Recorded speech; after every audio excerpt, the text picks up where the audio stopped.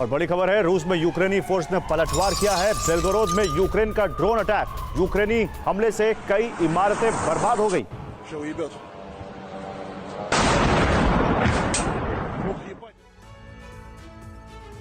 तो कुर्स्क की जंग अब सिर्फ पुतिन नहीं बल्कि किम जोंग के लिए भी आन का सवाल बन गई है। कुर्स्क में यूक्रेनी सेना के साथ मुकाबले में नॉर्थ कोरिया के 100 से अधिक सैनिकों की मौत हो चुकी है। कुर्स्क विजय में पुतिन की मदद करने वाले किम जोंग ने अब बारूद और हथियार का नया जखीरा भेजा है।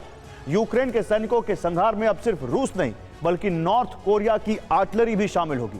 किम जोंग की कोशिश है कि नए साल में वो कुर्स्क विजय का तोहफा पुतिन को दे सके। नॉर्थ कोरिया से हथियार के बाद सेना की नई टुकड़ी भी आ सकती है। जमीन रूस की, जंग भी रूस की, लेकिन मुकाबला किम की सेना और ज़ेलेंस्की की सेना के बीच।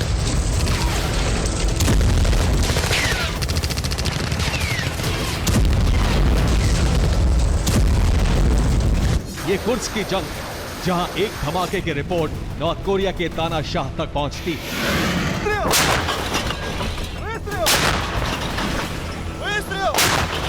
इस जंग के एक एक पल की जानकारी किम जोंग को दी जाती है।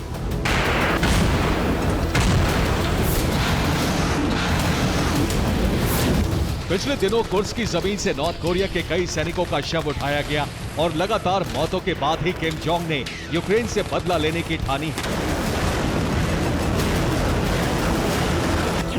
आंकड़ों के मुताबिक कुर्स्क में नॉर्थ कोरिया के 11,000 सैनिक हैं। 100 सैनिकों की मौत हो चुकी है। 1,000 से अधिक सैनिक अस्पताल में हैं।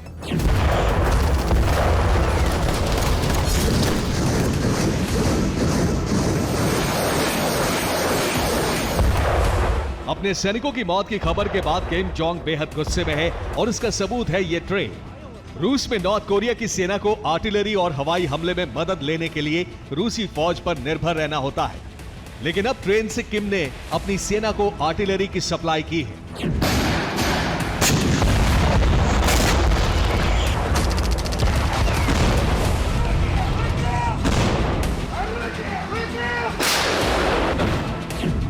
किम ने M1989 Coxon self propel artillery भेजी।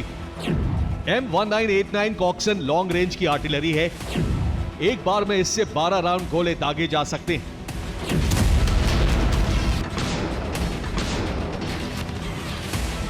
नॉर्थ कोरिया की सेना अब अपनी आर्टिलरी से बहुत दूर से यूक्रेनी ठिकानों पर हमला करने में सक्षम हो जाएगी।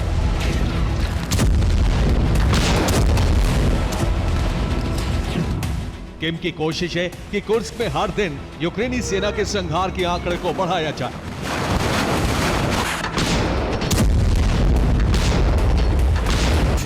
जल्दबाजी की एक वजह पुतिन का अल्टीमेटम भी है, जिसके तहत सेना को 20 जनवरी से पहले कुर्स्क को खाली कराने का मिशन पूरा करना है।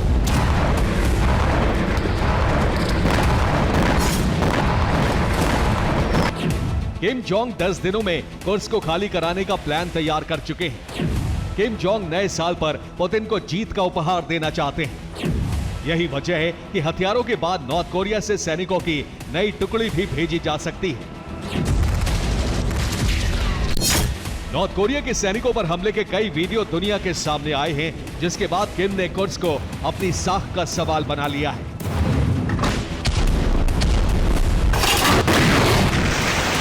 नॉर्थ कोरिया में कमांडर्स के साथ बैठक के बाद ही किम जोंग ने कुर्स्क में हथियार और सैनिकों की नई टुकड़ी भेजने का फैसला लिया है।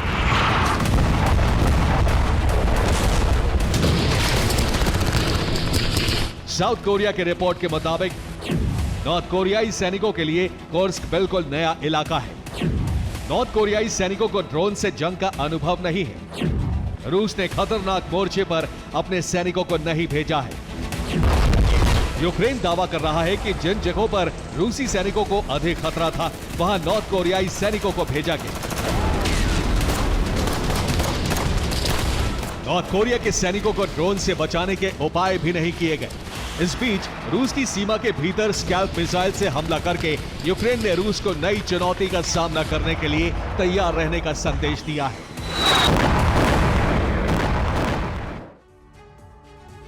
तो यूक्रेन ने पहली बार रूस की धरती पर स्कैल्प मिसाइल से हमला किया। स्कैल्प फ्रांस की मिसाइल है और स्टॉर्म शैडो की तरह यह हवा से जमीन पर दागी जा सकती है। इसकी रेंज 300 किलोमीटर है, इसलिए इसे रूस के लिए अगली बड़ी चुनौती माना जा रहा है। यूक्रेन ने रूस के रोस्तोव में इस मिसाइल से हमला किया। यूक्रेन ने रूस पर ड्रोन से भी हमला किया, लेकिन रूस ने यूक्रेन के 16 ड्रोन्स को नष्ट कर दिया। रूस में यूक्रेन के सभी ड्रोन हमले नाकाम हो गए। दूसरी तरफ रूस के हमले जारी हैं। निप्रोपेट्रोवस्क के क्रीवी रीह में रूसी मिसाइल रिहायशी इलाके में गिरी। हमले में 25 से अधिक लोग जख्मी हो गए। क्रीवी रीह में रूस लगातार हमले कर रहा है।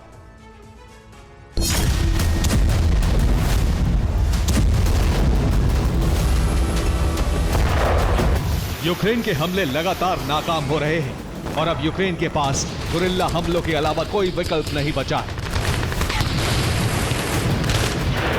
गुरिल्ला हमलों से रूस को नुकसान जरूर हो रहा है, लेकिन यूक्रेन अपनी जमीन को बचाने में नाकाम हो रहा है।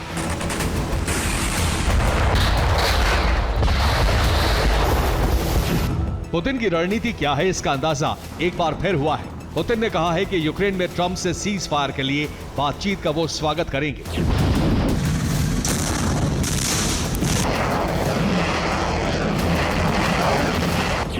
लेकिन संकेत यही है कि यूक्रेन के जो हिस्से जीत लिए गए वो रूस का हिस्सा होंगे। सीज फायर पर बातचीत मौजूदा जंग के हालात पर होगी। खेरसोन, लुहांस्क, ज़पोरिज़िया, डोनेत्स्क पर रूस कब्जा कर सकता है।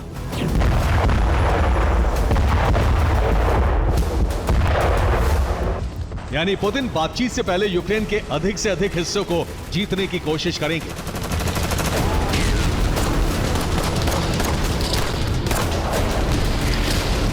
ज़ेलेंस्की और नेटो को भी पुतिन के इस प्लानिंग का अंदाजा है, इसलिए यूक्रेन अमेरिकी मदद के बगैर युद्ध में बने रहने के लिए पूरी ताकत लगा रहा है। यूक्रेन ने ऐलान कर दिया है कि अब पैट्रियट डिफेंस सिस्टम यूक्रेन में ही बनाया जा सकता है।